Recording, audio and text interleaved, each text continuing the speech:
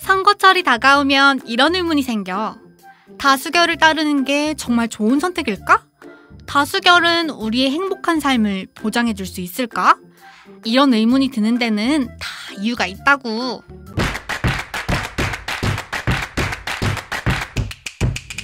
박세미의 알고 보니 인문학.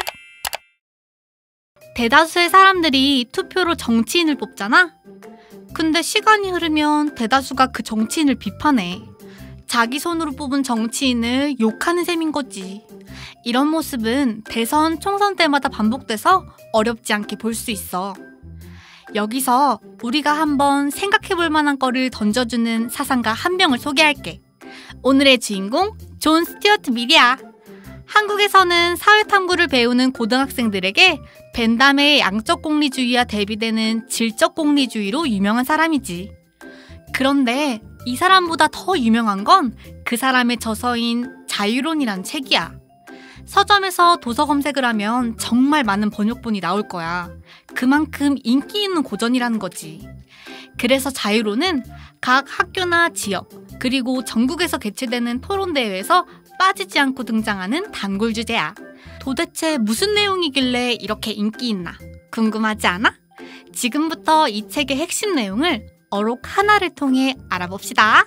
비록 한 사람을 제외한 전 인류가 똑같은 의견을 갖고 있고 단 한 사람만 다른 의견을 갖고 있다 하더라도 그 한 사람이 어쩌다 권력을 갖게 되어 나머지 인류를 침묵시키려 하는 것이 부당한 것과 마찬가지로 인류가 그 한 사람을 침묵시키려 하는 것도 부당하다.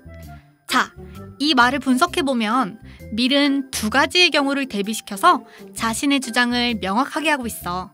첫째는 한 사람을 제외한 전 인류가 모두 똑같은 의견을 갖고 있고 단 한 사람만 다른 의견을 갖고 있는 경우고, 둘째는 그 한 사람이 권력을 갖게 돼서 다른 의견을 가진 나머지 인류를 침묵시키려 하는 경우야.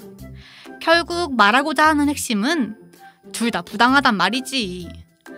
첫 번째 경우만 주장하면 명확하지 않을 수 있지만 밀은 명확하게 부당한, 그리고 모두가 공감할 만한 두 번째 예를 들어서 첫 번째도 부당하다는 주장을 한 거야.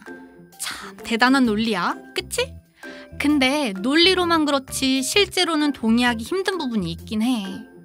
한 명의 독재자가 다수를 침묵시키는 건 당연히 부당하다고 생각하지만 다수가 한 명의 의견도 묵살시키지 못한다니 너무한 거 아니냐고 의문을 갖는 사람도 있을 거야.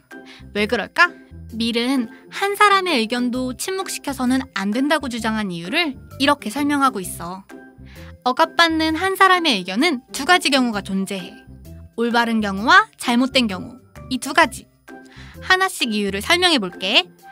억압받고 있는 의견이 때로는 올바른 것일지도 모르는 경우, 이건 당연히 침묵시켜서는 안 되는 경우지. 밀은 이 경우를 좀 더 고상하게 설명해. 바로 이렇게 말이야. 모든 토론을 침묵하게 하는 것은 인간의 절대 무오류성을 가정하는 것이다. 말을 좀 어렵게 했는데 풀어서 설명하면 이런 거야. 인간은 불완전한 존재라서 끊임없이 잘못 판단하고 잘못 행동하면서 살아가지. 사람들은 자신이 항상 옳은 것은 아니란 사실을 머릿속으로는 알고 있지만 불행하게도 실제로 판단을 내릴 때에는 이를 거의 문제 삼지 않아. 왜냐하면 자신이 잘못을 저지를 가능성에 대해서 예방책을 생각하거나 자신이 확실하다고 느낀 것이 잘못된 판단일 수도 있다는 사실을 쉽게 받아들이는 사람은 거의 없기 때문이야. 그래서 밀은 모든 토론을 침묵시키는 것은 인간이 절대 오류를 저지르지 않는다고 생각하는 것과 같다고 주장하는 거야.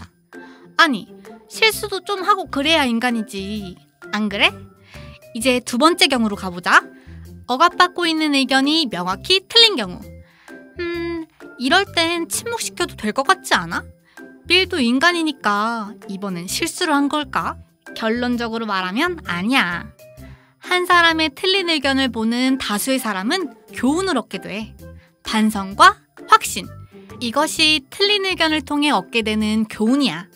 자신도 틀린 한 사람이 될 수 있다는 사실을 알게 되고 그 틀린 의견을 통해 오히려 자신의 의견에 대한 확신을 갖게 된다는 말이야. 이제까지 미리 자유론에서 말하고자 하는 핵심을 파악해봤어. 그럼 다 알았으니 이 책은 안 읽어도 되겠지? 가 아니라 물론 이것만 알아도 내용은 거의 다 알았다고 할 수 있지만 더 깊게 생각해보고 싶다 하는 사람은 꼭 읽어봤으면 좋겠어. 다음에 미래에 대해서 또 다룰 거거든. 자, 이쯤 되면 그래서 얘가 다수결을 하라는 거야, 말라는 거야 헷갈리는 사람도 있을 거야. 방금 얘기했던 미래 사상이 민주주의의 대원칙인 다수결과 반대된다고 생각하니까 너도 알고 있듯이 현대 민주주의 사회는 다수결의 원리로 운영되고 있어.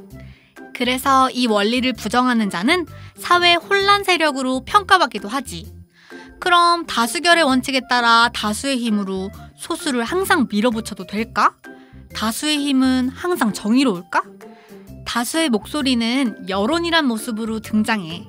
그리고 여론은 민주주의 사회를 지배하지. 이제 여론은 그 자체로 힘이자 권력이야. 사회가 발전하면 다양한 의견과 목소리가 나올 것 같지만 현실은 그렇지가 않아. 인터넷이 발달할수록 오히려 의견 집중도가 높아져서 여론은 더욱 극과 극으로 나뉘게 돼. 중간이 없어지는 거야. 여론 쏠림 현상. 이게 나타나는 거지. 이때 다수와 다른 의견을 가진 사람들에 대한 공격이 시작돼. 이는 다수의 소수에 대한 폭력이야. 밀은 바로 이걸 경계했어. 밀은 정부가 총칼이나 공권력을 이용한 강제력을 행사하는 건 별로 문제 삼지 않았어. 오히려 사회 여론에 편승한 도덕적 강제를 더욱 심각하게 생각했어. 밀의 지적은 바로 이거야. 다수 의견이란 이유로 소수 의견을 배제할 경우 민주주의 사회의 자유로운 여론이 그 사회의 자유를 근본적인 차원에서 위협할 수 있다. 이제 알겠지? 미래 사상과 다수결의 원칙이 어떻게 관련되는지 말이야. 자, 오늘의 한마디. 단 한 사람이 다른 생각을 해도 그 사람을 침묵시켜서는 안 된다. 존 스튜어트 밀. 안녕.